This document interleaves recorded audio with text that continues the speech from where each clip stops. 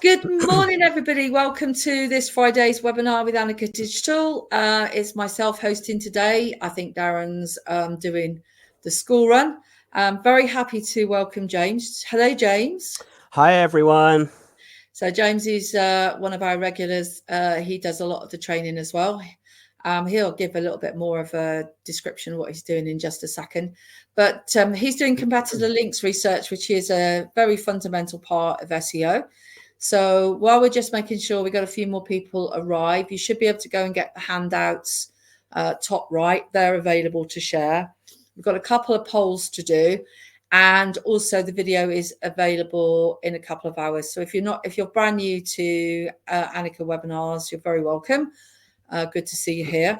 I think that's probably all the introduction. The only other thing I'd say is if you want to make the screen bigger, in the top right-hand corner of where the slides are, there's 2 arrows. If you click on there, it makes it a full screen. Lots more people saying hi now. So let's start with the polls. Brad, who's head of owned and earned, is also in the chat. He's going to help with the chat as well. So let's start the first poll. Let's maximize that.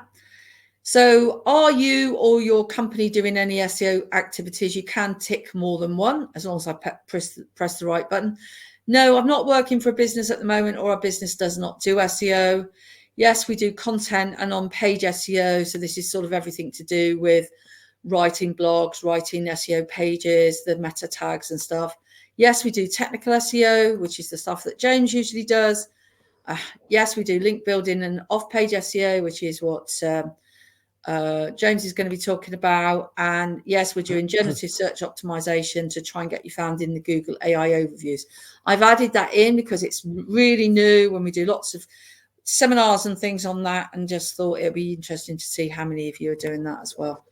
So we've quite a few people with some SEO familiarity in general, isn't there? You know, like all of the yes ones have got quite a few. Yeah, no, it's good. It's good. I mean, obviously it won't add up to 100 because people can do more than one thing. About a third of the people are doing content and on-page SEO.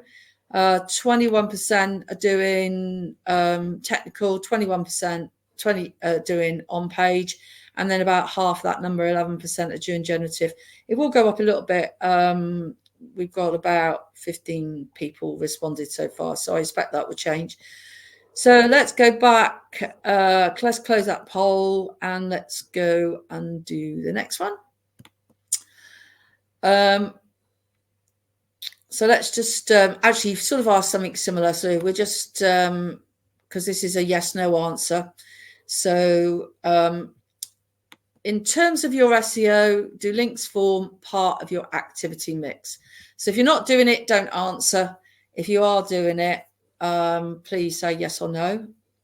Is that showing? It's showing for me. I've not got any responses yet.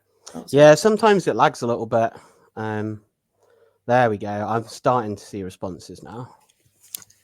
So yeah, so it might be that you're not responsible for it, but if your business is doing link building, then I mean, up until recently, it was considered probably the most important part of SEO, because if you didn't have any links or a decent domain authority, you've got absolutely no chance in hell of being found, even if everything else was brilliant.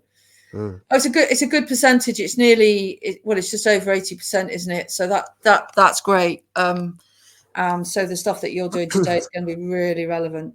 So thank you guys for answering that. Let's just close that one, and then the final little quick poll is. Do you want to explain this one then? So I'll just read it out. So if you perform link analysis, do you focus on your own links or those of your competitors? Our own competitors and both. Actually, that was a bit simpler. I thought it was going to be more complicated. Maybe you just want to mean what? Why? Yeah, so it's just if it's part of your activities that you do in your SEO and marketing, you do some link analysis of some kind somewhere in your organization. Do you tend to focus on yourself and your own links, or your competitors' links, or both? And that's basically the question. So, and I guess focusing on competitor links give you quite a lot of ideas about what you could do yourself, couldn't you? So we've only got 6 responses. So about 83% are saying that they do both. There's only one person at the moment is just saying they're doing their own. It's gone up, actually, it's shifted. It's 2/3 to 1/3. So I think that means that the people that are just doing their own are going to get some really good ideas today. Yeah. And then the people that are doing both, you're going to still get good ideas. yeah, hopefully. Cool. So that's closed. So I'm going to turn my mic off. I'll just wait and make sure that I'll turn my camera off and make sure everything's okay. And I'll let you carry on. I'll just turn my camera on until you start. And if there's any problems, I'll let you know. Oh, James, can you leave your camera on, because people like to see your face. Yeah. Okay, thanks.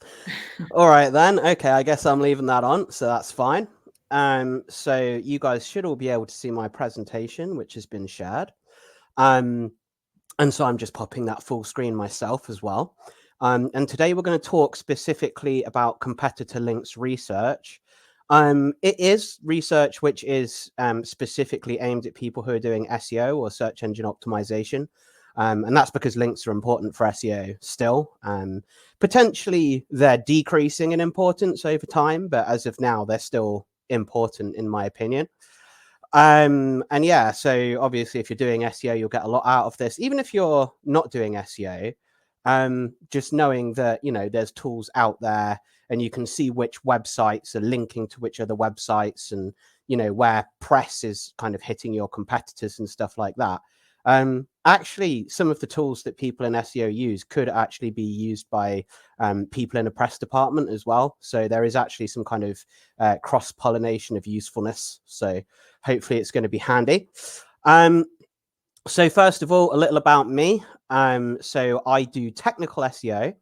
And I do a little bit of analytics as well, mostly focusing on Google products like Look Studio, Tag Manager, GA4, stuff like that.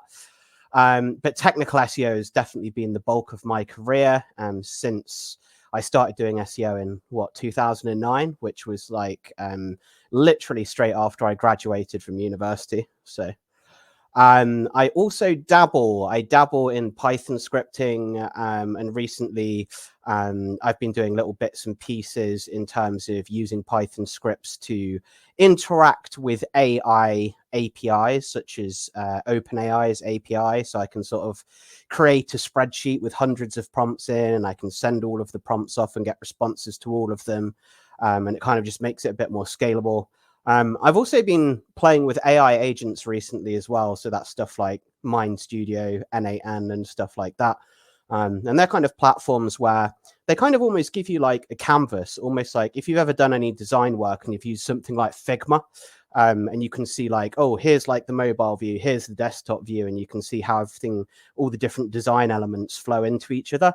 It's almost a canvas like that, but you create sort of like blocks of different AI models and stuff, and they connect together, and you can join them together to do like more complex functions than you could by just logging into an individual AI like ChatGPT or something. So that's been really interesting as well. And I'm also a search engine land author. So if you just go onto Google and type in James Allen SE Land or something like that, my profile should pop up. The link is there as well. So if you want to read some of the technical SEO and AI related things I've been writing about, that's where you can do that. So there you go. That's a little bit about me.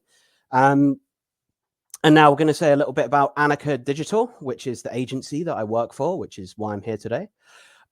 So obviously, yeah, 17 years of data-driven digital marketing for e-commerce and established brands. So yeah, we obviously have a real focus on data-driven analysis. So in particular, the technical SEO audits that we produce are very, very deep in terms of the data. And usually speaking, we'll run multiple different crawlers simultaneously, so like Screaming Frog and Ahrefs, and we'll just like blend loads of different data together and really bring out the insight. So yeah, data driven is certainly what we are. But in this particular presentation, we're actually going to be talking a little bit about how to cut down on all the overwhelming data and spreadsheets, and we're going to be talking instead about how to streamline this kind of task a little bit. But that very much is specific to links research. In terms of technical SEO and stuff, it's like, yeah, we're fully data driven. And obviously our main pillars of service there: strategy, social, search, shopping, and also skills as well, which relates to the courses that we run and all of that good stuff as well. So if you've attended any of the mandatory modules that we're running for the courses that we're running, or any of the little optional learning sessions that we've done around those as well, then you might already know who I am, because you might have been in some of the courses that I've been teaching, because I do a bit of teaching as well on top of everything else. So there we go. So next thing is the agenda. So first of all, we're going to start with why are links important for SEO? And I think that's something important to go over, because a lot of people say, oh, well, you have good links, you have good SEO and stuff like that. But you don't a lot of people don't really know why that is or what it means. And then there's a whole group of people who said, oh, well, I saw John Mueller or Gary Illy's on Twitter, and he said that links suck now, and so I don't need to do link building anymore. And we're going to discuss a little bit why that might not be something that you want to take at face value as well. So yeah, why are links important for SEO? That's what we'll start with. Then we'll discuss a little bit how traditional backlink audits used to be performed, and why we don't do them anymore. And then 2025 links research, smaller scale and higher tier. So that's kind of like the new, less time intensive and more modern way that we approach that work. And it kind of makes it more compatible with your, if you have like a PR department or something like that, it makes the work more compatible with them, because the last thing that people in the PR department want is to be bombarded with 7 or 8 giant spreadsheets and be expected to understand them, because most of the time they just don't. So, and then what do we gain from the new approach? And then we're going to round up with some conclusions as well. So I hope that makes sense. So we're going to get started with why are links important for SEO? So the first and main reason is Google's PageRank calculation. So within Google's various ranking algorithms, there is an area of ranking algorithms that revolves around links and, the relevance and the topical authority that they pass and all kinds of different things. There's so many different calculations that exist within the link themed algorithms. But one of the ones that we know exists for certain, because Google came out and they said very early on when they were producing their search engine that this exists. And indeed, this is the calculation that initially separated Google from all the other search engines at the time. So thinking back in the day to all the really old search engines like Dogpile and Alta Vista and stuff like that, they don't exist anymore. They're gone. And the main reason is because Google was able to sort their results more effectively. And it wasn't just about what was relevant. It was they had an estimate of the kind of content that was already popular, that was likely the thing that people wanted to see. And they were able to float that content to the top of their results, whereas other search engines couldn't do that. And the reason that Google could do that was because of PageRank, which revolves around links. And there's been a lot of noise over the years that, PageRank is dead and Google don't use PageRank anymore. Well, I've got 2 links there that I checked even just a couple of days ago within Google's official documentation. And there are still official Google documentation pages on Google's website which speak specifically about PageRank and the fact that Google still do use it. And, it helps them to assess which matching documents to a search query have basically been voted the best sources of information. And then those are the pages that get floated to the top of the search results when you type keyword into Google. Now, obviously, it's now a bit more sophisticated than that, because there are a lot of different signals. And I actually personally think that, when Google came out and they were like, oh, yeah, we use this really clever PageRank thing. And, look how clever we are. Here's the exact mathematical calculation, which they actually gave the calculation away as well.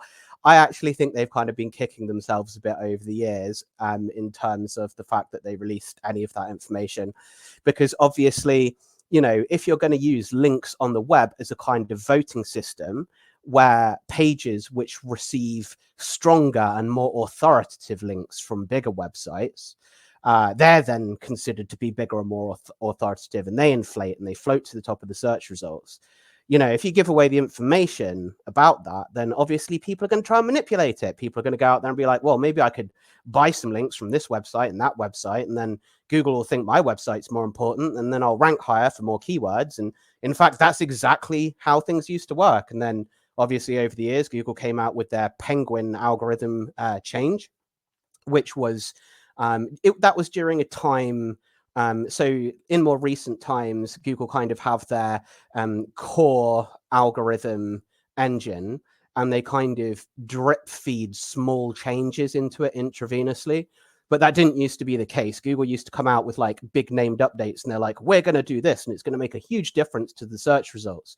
And Google Penguin was one of those updates, and it was aimed specifically at link spam, because, you know, Google had given away the fact they do this PageRank calculation, and over the years, you know, some of the top results when you typed a query into Google weren't actually the best results. They were just the results that had performed the most link spam activity.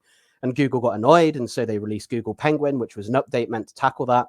And over the years, they haven't stopped trying to tackle that.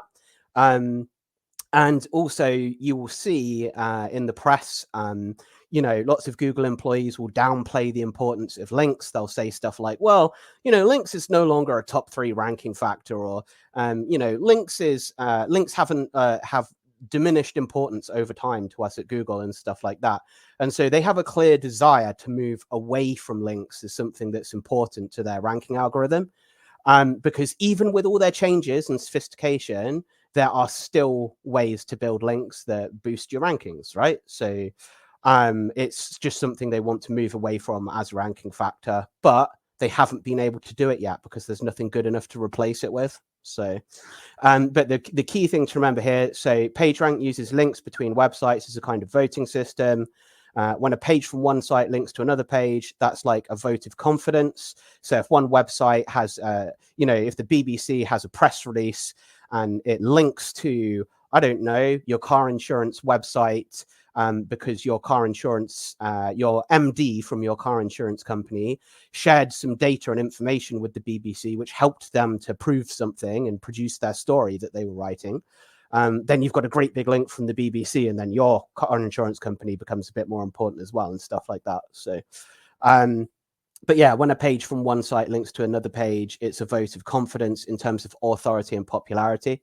But it's important to remember it's not exactly the same as voting, because all votes in links are not equal. So if you get a link from a larger, more authoritative site, which already has a higher page rank or a higher domain rating, that matters more than if you get a link from a tiny little brand new website that it doesn't have any authority and it doesn't really matter or mean anything.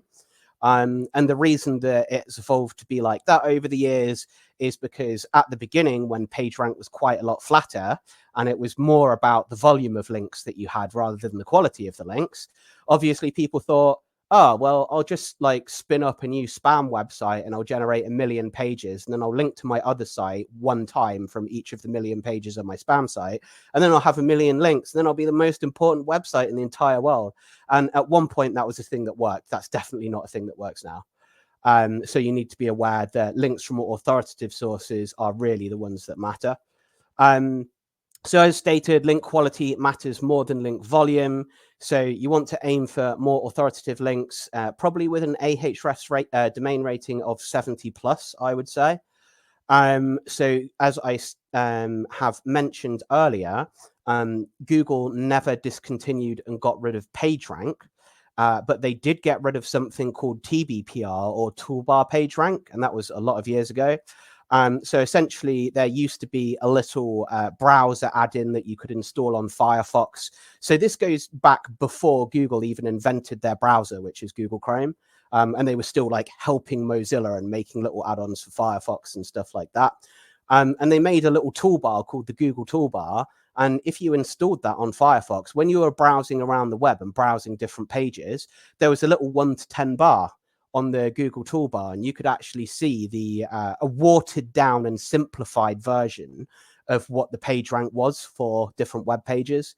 But you can't see that anymore because Google took it away, because obviously people were doing link farming until they managed to get a website that had a page rank of 10. And then they were telling everyone else to check it and going, look, my domain has a page rank of 10. If you buy links from me, that'll be good for your SEO. And then obviously Google realized that, people weren't using it for its intended purpose, which is this website safe or not? People were using it for marketing purposes. So they took it away and got rid of it. And because of that, you have all of these platforms like Ahrefs and Moz, and also Majestic as well. Majestic SEO is another one. And they basically, they go out there and they crawl the web and all the different pages on the web and how they link to each other, so that you can explore which pages link to which other pages. And because they have these vast indexes of links all over the web, they've been able to come up with their own kind of versions of PageRank. So for Ahrefs, it's domain rating, and that's the one that I tend to look at most because Ahrefs is the platform that I trust the most in terms of the data. So domain rating is essentially an Ahrefs simulation of PageRank, except it's on a scale of 0 to 100 instead of 0 to 10. That's really the only difference. So yeah, obviously, one thing that you'll need to remember when you're evaluating different websites and prospective link partners in terms of, do you want to try and get a link from them, is, if they really don't have any domain rating at all, then that means that they probably also don't have any PageRank. Now, obviously, Google in their algorithms don't use Ahrefs domain rating, they use PageRank. But because they've taken away our ability to see PageRank, we need some metric which is indicative that we can look at that says the PageRank on this is probably higher or probably lower. And that's where stuff like Ahrefs domain rating comes in. So that's something that I definitely get familiar with. So sites and pages which receive more powerful, more authoritative links rank better within Google search results. And we've kind of already gone over that a little bit earlier and why that is, and how the PageRank calculation kind of works, and how when you receive higher quality, more powerful links, it kind of inflates the PageRank or the domain authority of your own website. And then, when your website matches a specific Google query, if it has a higher kind of domain rating or domain authority than other matching pages or matching documents in Google's index, then your page is kind of more likely to surface like higher towards the top of Google search results. As stated previously, so Google are trying to move away from links as a ranking factor since they are external and open to manipulation. I'm never going to sit here and tell you that Google are perfectly happy with links, and links are always going to be part of how they evaluate the importance of individual documents and pages in terms of the ranking system, because I think that they are trying to move away from it.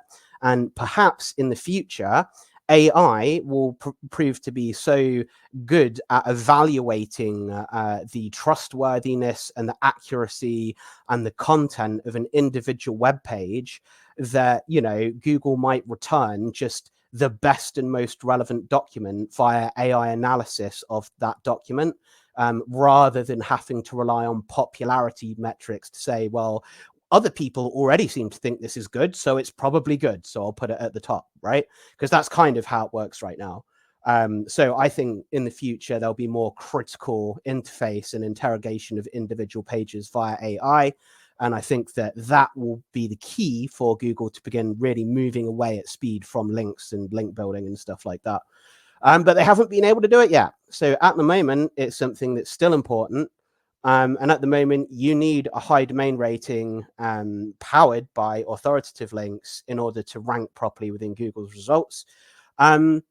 There are some exceptions to that. So if you happen to find a query space that contains lots of different keywords, and some of them have a reasonable search volume, enough that you think you can make a business out of it, and when you explore those keywords on Google, it seems like no one is really there, and no one's doing a good job with the content, and no one's really noticed that people are searching for those things. Then yeah, maybe you could just build a fresh site with no domain rating, and maybe you could start ranking tomorrow as long as the quality is good. But those little niches in terms of, wow, there's loads of people searching for this and there's no one really competing for it. I haven't seen many of those since 2012, I'll be honest with you. So I would recommend that, you know, if you're going to engage in a competitive business where you're going to be doing something that other people already do, and you need your own USPs to stand out, and those are the reasons you think you're better than other people, and you're finding that you have to fight and compete for your search traffic and your results, then yes, I still definitely think that you need links. However, you know, do links matter? This is a constant back and forth between Google employees making comments on social media, our own data, which we observe as agencies. So, you know, sometimes what the Google employees say doesn't always match up with what we observe against results against our activities that we're performing. So, yeah. For example, in September 2023, Gary Illies from Google stated that links weren't a top 3 ranking factor, and I've linked the source there. You guys aren't going to be able to click on some of the links that are inside this presentation, obviously, until you download the handout.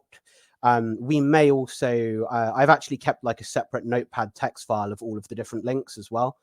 So we might send those via email separately as well afterwards. But yeah, if you want to explore these source links yourselves, obviously download the handout, and then you can actually click on those links and go to the individual news pieces and tweets that surround those things. And then in April 2024, Gary Illies replied to a tweet, and we've got a source link again there, stating that Google have made links less important over the years. And he's not the only one. So I'm fairly sure that John Mueller has been making similar comments over the years. And these are just 2 that I'm very historically aware of, because they're ones that clients have pointed out to us previously. There probably are more recent ones. In fact, Gary Illies and John Mueller have probably been saying similar things as well in 2025 as per 2023, 2024. But those are 2 examples of actual Google employees saying it's not a top 3 ranking factor, and, you know, they're less important over the years.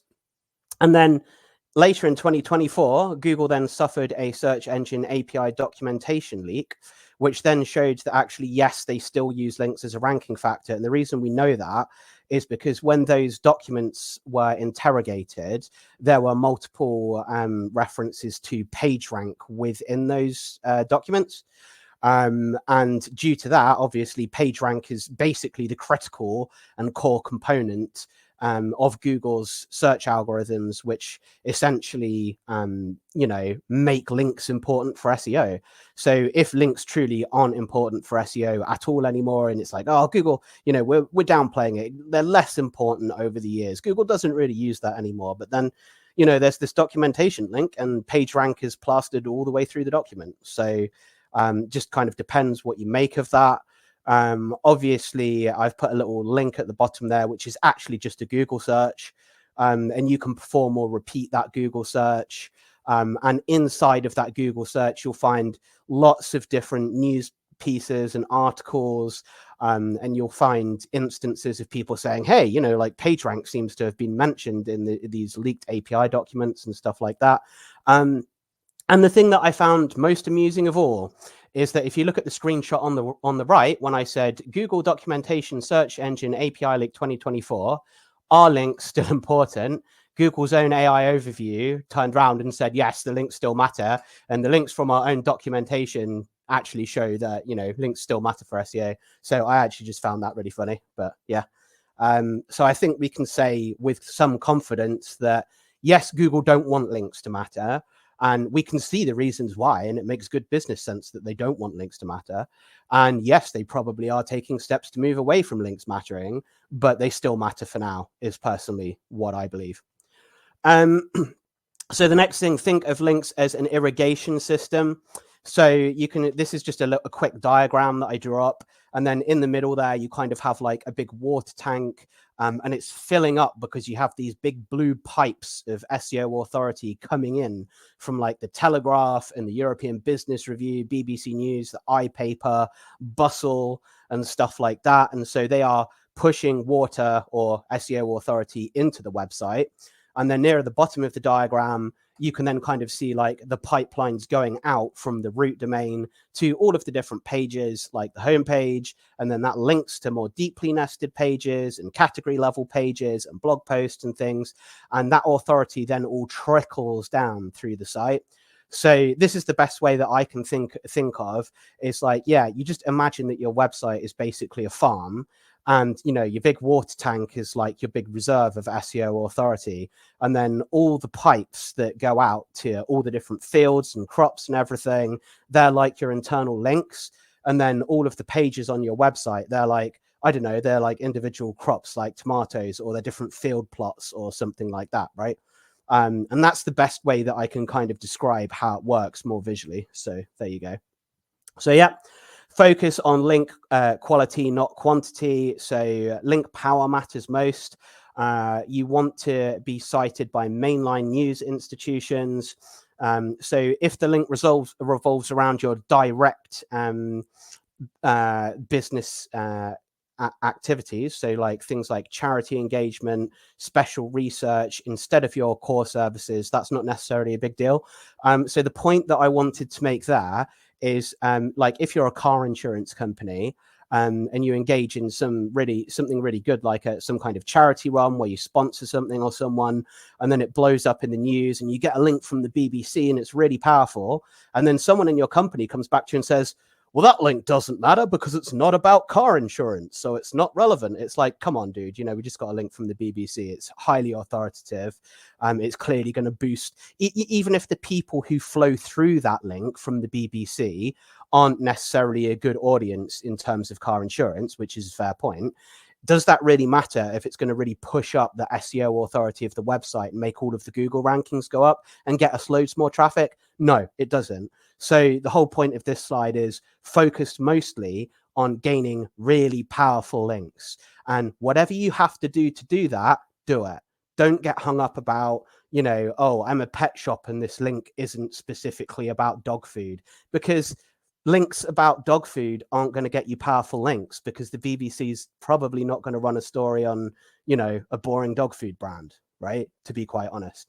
So yeah, do interesting things that gain you real editorial press coverage and really focus on that kind of activity. So yeah, get the link authority in.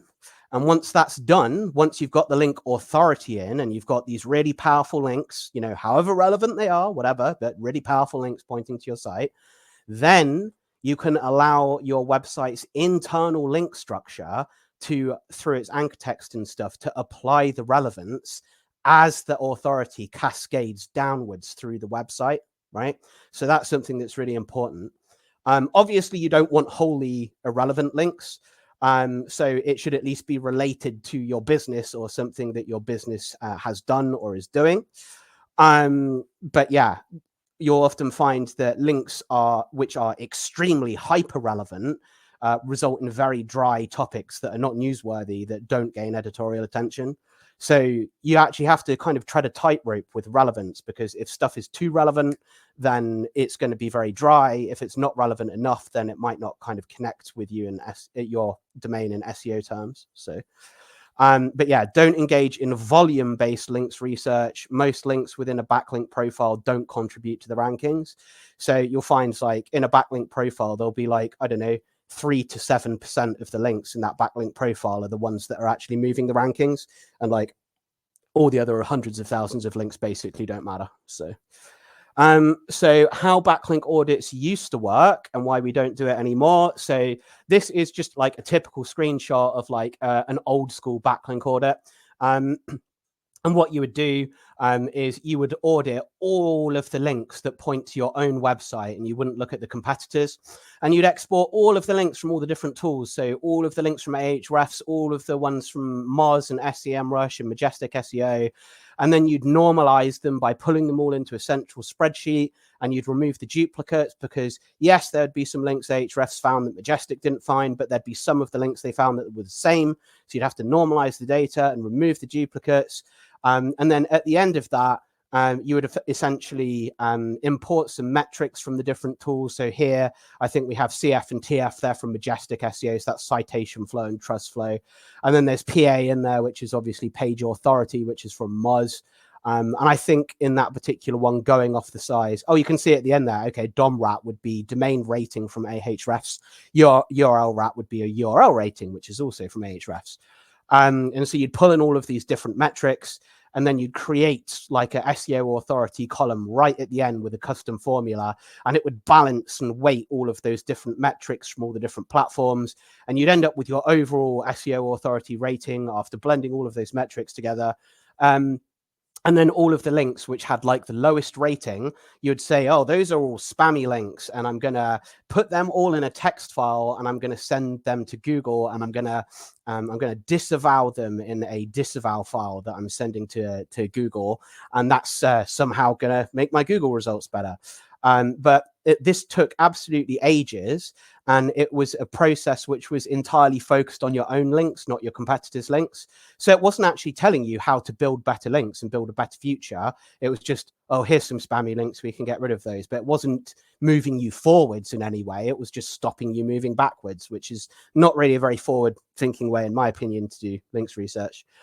So yeah, we don't tend to do this kind of thing anymore, A, because it takes huge amount of time, and B, because we kind of see it as pretty much ineffective. There was a point where it was more effective. There was a point, I'd say, particularly around what, I don't know, 2012 to 2017 maybe, where Google Penguin, you know, there was still some stuff that we didn't know about it, and people were still receiving manual Penguin notices in webmaster tools, which eventually, of course, became Search Console. So there was a time to do this kind of stuff, but over the years, it's kind of been outmoded. So yeah, John Mueller from Google in particular has been really vocal on this. So he stated that the disavow tool is rarely worth using in 2023. And in 2024, he stated that disavowing links won't get your rankings back. And in the same year, also stated that the disavow tool would go away at some point. And then more recently in 2025, he said the disavow tool is not part of what he called, in inverted commas, normal site operations, right? But the most damning comments from John Mueller, I think, were in 2023, when he literally straight up accused SEOs selling link disavow projects as making things up. And indeed, even if you go in Search Console and you try and find and use the disavow tool, it's in like the legacy section of tools in Search Console, which is just like some old tools that came from when Search Console was still Webmaster Tools before it was rebranded. So it's like arguable if it's even actually supposed to even be there anymore.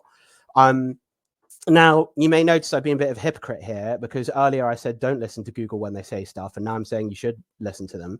But you have to actually think of the reasons behind that, right? So obviously, the reason that I would question Google when they talk about links is that they have a vested interest in links not working, whereas we have a vested interest in links working, right? So that's a separation of interest, if you will. But to keep having to do big spreadsheets in that level of detail and submitting to Google all of the spammy links, they don't really gain anything from it by this point. Probably like 2 years after the disavow tool was released, Google had probably already mined it for information and picked up most of the spam networks on the web. So there was a point they needed it, but they don't really need it now. And now the only thing that Google gets for the disavow tool existing is a load of annoying questions that they have to answer and try and tell people not to use it. And we, from our side, also, it's irritating for us to use it as well, because we have to do these big, massive, laborious spreadsheets, which arguably don't even do anything, right? So in this case, I would listen to Google and the comments they're making in the news, because in this case, our interests as the marketers and Google's interests are actually aligned. So since there's no contradiction there, I'm actually not being a hypocrite and contradicting myself, if that makes sense. So what do we do now? So we used to do these big, massive spreadsheets, and these huge spreadsheets, you know, they just contained all of our own links to our own website, and we deduped them, and we did all these complex calculations, and sometimes these sheets had millions of rows, and we got all the bad ones, and we put them in a text file, and we submitted that to the disavow tool, and that's what we did. That was the process. But now I'm telling you, don't do that. It doesn't really work anymore. And you need to change your approach and you need to do something different instead.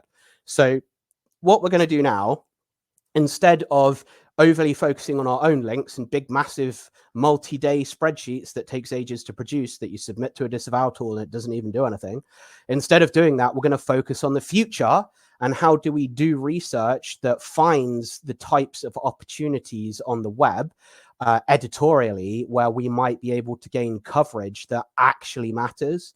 So we're actually going to think now in a more streamlined, smaller scale, more forward-thinking way. And believe me, I'm not the type of person to go in this direction arbitrarily. I really have a big focus on data, especially with my technical SEO audits. If you read some of the articles I've put on Search Engine Land, you'll see that I like to go big. But this is not the place. Links research is not the place for this. We need to be more tactical and more streamlined, right? Especially because most links in a backlink profile don't really contribute to SEO authority. It's only a minority of the links that do. So we want to be focusing on getting those really powerful links. If we could get like one domain rating 90 link every month, we would be kicking ass and doing really well. That would be better than getting 1,000 directory submission links a month or something like that. Although it seems like, well, it seems like I'm kind of crapping on directory submissions right now. They don't build SEO authority, but they can actually still be useful for regional relevance specifically. So if you're doing local SEO, there is actually a time and a place to do directory submissions. But yeah, if we're thinking of raising the actual water tank of authority to rank more powerfully in general for everything, in that specific situation, directory submissions don't really matter. And we want to be thinking about how we're going to attract editorial coverage. So less is more, analyze fewer links, only those which really matter, look to reproduce high tier editorial activity. And just some quick notes on link factors here. So only editorial links matter for SEO. Google have various algorithmic facets which attempt to discount paid for or advertorial links. And that is really a whole nother conversation. We could have like a whole nother presentation about that, so I won't get into it too much right now. So since you can't buy links for SEO, you have to do something interesting and attract them instead. That's what you have to do, because you're trying to attract organic editorial attention for your business, which will just produce links. That's what you want to do.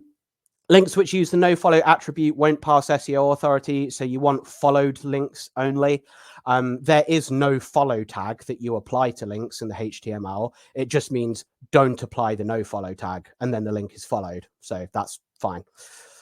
Links blocked by other means. So say, for example, someone, they do a post on their site or on their, publishers network or something for you, and it looks really great. And you think, wow, and the link is followed and it's going to pass me all this SEO authority. But then you find out that they've cheekily blocked that linking page on their site. They've blocked it in robots.txt.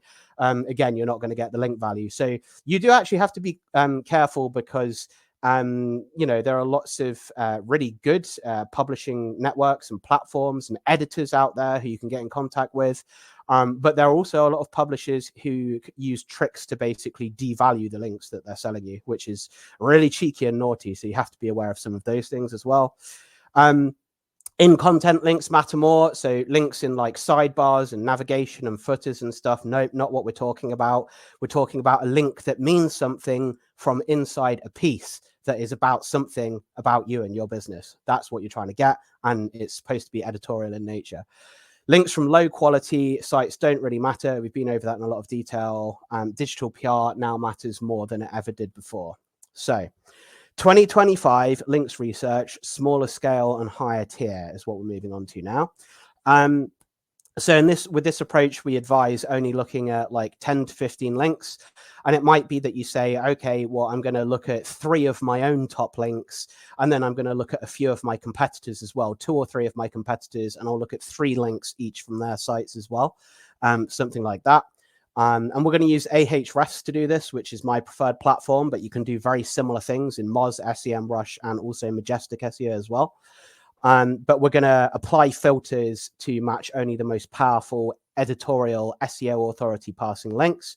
And then after we've done that, we'll draw some conclusions in terms of like, how do we think those links were achieved, and what can our business do at a more strategic level to kind of generally acquire more of those types of links. So in this example scenario, this is an example scenario. So we are a UK-based artificial lawn product supplier. So we might be selling, like AstroTurf and stuff like that. And we want to know where similar UK-based organizations gain their most powerful links from, right? Competitor research at this point from an SEO perspective, not from a links perspective, is already complete. And so we know who some of our top competitors are, but we haven't done the links research yet. We haven't done that part yet. And we want to use Ahrefs to find some examples of the best competing links. And as I've said, you could also use SEM, Rush, Majestic, Moz. The filters and menu will be slightly different, but a lot of the process will be largely similar. So this is how I filter the data. So again, we're imagining with our artificial grass supplier, and one of our suppliers in the UK is this domain here. It's easygrass.com. So we're looking at their backlinks. So you can see at the top there, I've put in easygrass.com. And then on the sidebar, I've gone to look at the backlinks. And I filtered to just the do follow links, because those are the ones that are passing SEO authority. And then the backlink type, I can actually change this to look for just the in-content links rather than the spammy sidebar links and stuff. Domain rating, I'm going with 70 to 100. I suppose at a push, because you might be operating in an industry where even none of your competitors have very high domain rating. So you could potentially lower that to 50 to 100 if you wanted, but I wouldn't go much below that. And then we look at one link per domain. So for example, if Easygrass are gaining loads of different links from The Guardian and they're all very similar stories, I don't want to analyze all of those because it won't tell a different picture each time. It will be, the research will become redundant.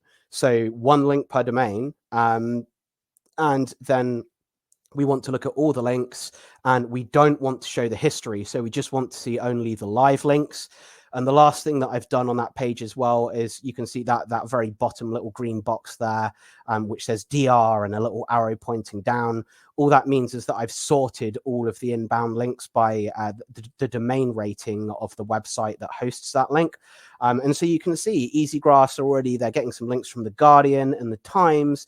And you can actually see there's one we're going to look at down there in a minute. Which says, it's right at the bottom, it says TOWIE thanks. So just so you guys know, TOWIE is the acronym TOWIE for The Only Way is Essex.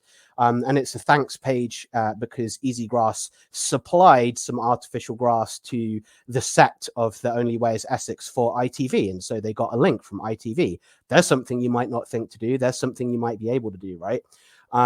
So this is essentially how I personally would filter the data in Ahrefs. So now that we've isolated the top links, we can browse some of them, and we can actually begin to strategize. We can use our own internal company data and insights, or those of our clients, if you're an agency like we are, to generate similar opportunities. And we can explore links individually and provide learnings or direct actions. So in this case, I've kind of broken out that example that I showed you. So Easygrass were receiving a link from itv.com, which just to me, I just thought, like, how on earth have they done that? That seems like totally out of this world. And they were credited in an article called TOWIE credits, which is The Only Way is Essex credits. And you can see there, there is a list of all of the different organizations which basically contributed different things to the show and to the set. And if you were to scroll higher up that page, this page isn't simply like a spammy SEO links list. There is actually an article above this as well. It's just that at the close of the article, they felt the need to thank people. And as they were thanking people, they thanked Easygrass for some grass animals. So if you watch The Only Way is Essex at some point and you saw on the lawn there were a bunch of grass animals, those probably came from Easygrass, who in this instance are our theoretical competitor. And then right at the bottom there, you can see item E. I'm imagining that this is part of a larger Word document where I've already looked at, 4 or 5 other links, and I've done one link and it's been item A. I've done another link and it's been item B. But this is item E, and it just says we found this hugely powerful link from ITV pointing to Easygrass in December 2024. And then we just explore that in a bit of detail. And then we just think, yeah, well, do we have a press department? Can we get in contact with any shows which are about to be produced, which we think might end up being popular? Can we supply similar materials or do something like that? So quite often the link insights are actually really interesting and kind of take you in directions that you would never normally consider. Some insights are easier to learn from and repeat than others are. Again, yeah, you might be surprised at some of the findings. You might need to supply expertise to local university courses. So maybe one of your members of staff could go and not necessarily take a whole course, but be a guest speaker, speak at a course and earn a link that way from a high-powered education website. You know, maybe they could supply data or opinion pieces to national newspapers. Get your managing directors and CEOs doing some of that stuff, because that nets links like crazy, absolutely, as part of broader articles which they're producing. So you can see just another couple of examples here. You can see a link pointing to another theoretical competitor of our artificial grass company called TrueLawn, from Modern Restaurant Management. And then there's another one to the right pointing to Easy Grass from Lad Bible. And I think that one was all about very high temperatures during summer, when temperatures reached over 40 degrees Celsius. And people actually started worrying. They were like, well, temperatures don't usually get that high in this country, in the UK. Can that actually damage artificial grass and AstroTurf? And Easy Grass just dived straight in there. And they were like, yeah, we've got data on that. We've got information on that. We do testing on our own products. We'll provide information to you about that kind of stuff. Don't worry. And as a result of that, they got a link from Lad Bible. You might hate Lad Bible, but it's a powerful source of link authority. And if you can get a link from Lad Bible, then you should do that, because it's not about taste. It's about the strength of the links that you're gaining and the difference that they're going to make to the SEO authority of your website. And then there's just some findings over here as well from some other different studies that we ran. So we are no longer within the bubble of our hypothetical artificial lawn company that we were speaking about earlier. These are just some different examples that I pulled out from various other different projects as well. So yeah, I think these ones mostly revolve around supplying talent and speakers to events. So in this case, our theoretical organization that we're working for would be some kind of talent agency or something like that. And they have speakers on their books and they're trying to, you know, pimp them out to various different people and places. And so these are just some different examples of how that kind of an organization or a competitor of that type of organization might have acquired some links. So yeah, you know, gained a link from Zen Business. So Zen Business is a business growth publishing platform with a domain rating of 84. And their linking post was 5 tips for nailing your elevator pitch. And that was a link pointing to Speaker's Corner, and Speaker's Corner, obviously a competitor of our theoretical talent agency that we're speaking about. And then after that, we discovered that James Hughes, an account manager at Speaker's Corner, provided expertise for an article and thus earned a link for Speaker's Corner. So you'll see a lot of this kind of stuff. You'll see there's a lot of instances of like senior staff members who work at organizations just chiming in and providing bits of data from their organization or opinions and expertise, which help mainline news publications to complete the publication of an article that they're working on. And if you engage in that kind of activity, that's a very good way to earn some very high-powered links. So I just thought I would go through that kind of stuff as well. But yeah, in my opinion, it's about, you know, digital PR is about, you know, what value can we give to editors? How can we build a relationship with editors? And, you know, what can we actually supply to them in order to ascertain links and stuff like that? So I'm personally not much one for all the automated stuff where it's like an automated platform that you log on to and you pay money and you buy a link on there. I don't think much of that. I think the value add is what makes the links powerful, in addition, obviously, to the domain rating of the domain which is supplying the link to you as well. So So strategy and findings keynotes, and I think we're coming up to near the end now. So you want to evaluate your own best links in addition to those of competitors. So I've just shown you some ways to filter data and to kind of look at some of the top most powerful links of your competitors, but you can obviously run that over your own domain as well. And there's no reason not to do that. So earlier when I was saying, oh, it shouldn't be all about doing these big, massive spreadsheets of just your own links and stuff like that. That is absolutely true, but it doesn't mean you can't run this light touch technique, which is more effective at finding the more powerful links. It doesn't mean you can't run the light touch technique over your own website. That's still something that's useful to do. You might find that some links come from event placements, press around your talent or staff movement. So that's something I didn't point out earlier. Sometimes if you hire some new kind of like super talent for your organization, who's, he's come in and he's going to sort the business out, and he was previously a director of something at ITV or something, you'll find that those kinds of high tier talent or staff movements, they can actually just generate press and stuff by themselves. There are many ways in which top tier links can be formed, and that's why this research is critical, because before doing research like this, I never would have guessed that an artificial lawn company who sells, relatively, topically artificial grass is relatively dry, right? That's certainly true. I don't think many people would argue with that, but yet they still managed to gain a link from ITV. So if Easygrass can gain a link from ITV, probably a lot of us can do a lot more than we're doing in terms of the creativity of the strategy behind our digital PR approach and stuff like that. So yeah, I just find it really interesting that, you do this research and things like that jump out at you. I would have never have guessed that Easygrass could gain a link from ITV. That would have never have been on my radar before I actually performed the research and made the discovery that I made. Only top tier editorial links move Google's ranking needle, so focus on those. Don't mistake activity for productivity. There's loads of organizations out there and they'll say, yeah, we'll sell you 50 or like 100 or 500 links a month, and they're all from these spammy sites and they don't do anything, but you feel like you're getting value because you look at all this. I've got a whole spreadsheet of all of these links that they've built for me. Look how much stuff they're doing. Don't confuse productivity and activity. So you actually want to be building fewer links, but far more powerful ones.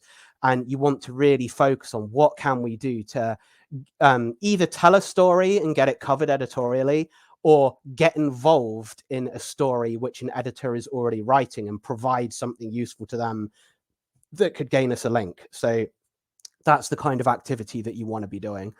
And sometimes you will work on just one link placement for an entire month for like a BBC News article that they're writing or something like that. And sometimes it will fall through and you won't even get the link and you'll think, oh, no link this month. That sucks.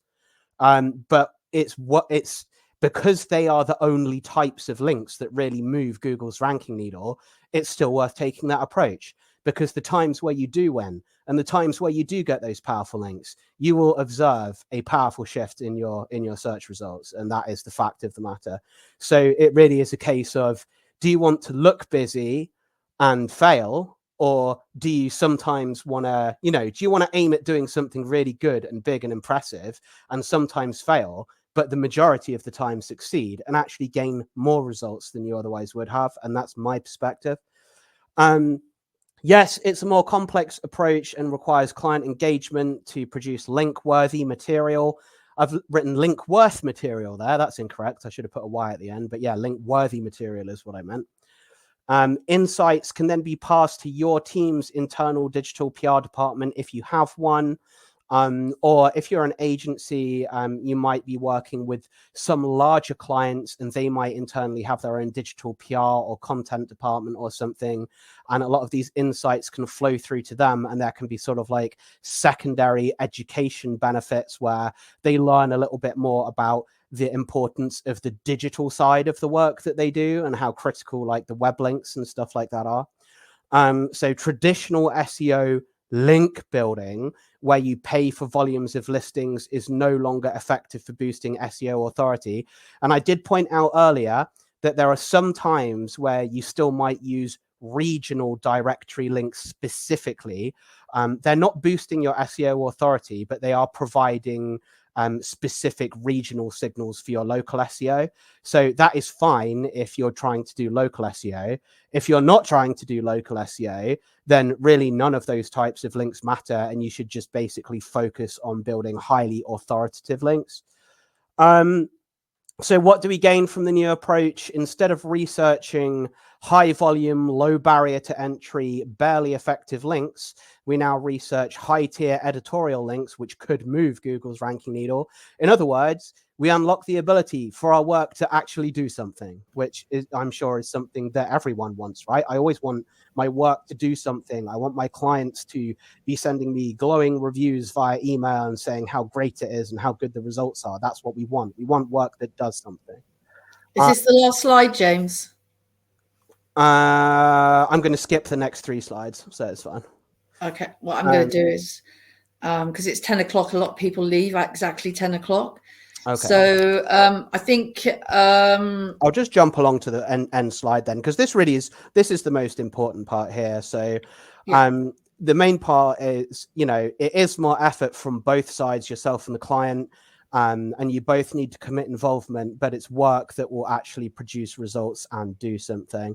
And I just wanted to finish with this slide as well. So that's reasons to work with us at Anika.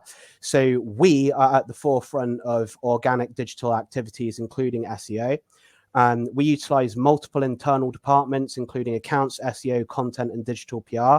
So all of this stuff I've been talking about and how it all internally networks and connects together, that all gives us at Anika a strong foundation in terms of working with you and supporting where needed, because we already have all of those things internally and we're ready and we're best placed to do that. And so, yeah, for modern SEO and link traction, your input is needed. So if you're one of our clients, your input probably will be needed in terms of sending us data and things that we can leverage for digital PR. But our accounts team can communicate, our content team can help shape the information you give us, and our digital PR team can help to place the content as well. So there you go. And so I've just up a review request. If you've missed it, it's also top right above the chat. So thank you very much, everybody. There's one question from John, which I don't know whether Brad answered. Are backlinks just as important if they have been created with a link shortener? No, they're not, because they then go through a redirect. So yes, they effectively go through Bitly, don't they? Yeah. Or whatever one you've used. Yeah, the one everyone used to use was goo.gl, which was the Google one, but they discontinued it and now everyone uses Bitly. But yeah, no.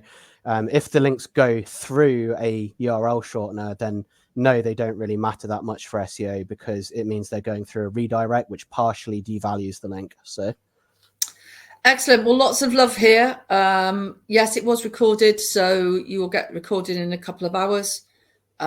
If you haven't already grabbed the slides, if you want to grab the slides before we close the webinar down, they're top right. You should be able to go and grab them there. So you can go and help yourself to the slides. If you've got any more questions and you want to hang around for a second, then that's fine. But other than that, have a wonderful bank holiday, everybody. Hopefully the weather will be nice, and we'll get the recording over to you very soon. So thanks very much, James. It was really good. Thank you. Thanks everyone for attending as well. I do appreciate it. So I like to have an audience when I passionately discuss SEO. So bye then, guys. See ya.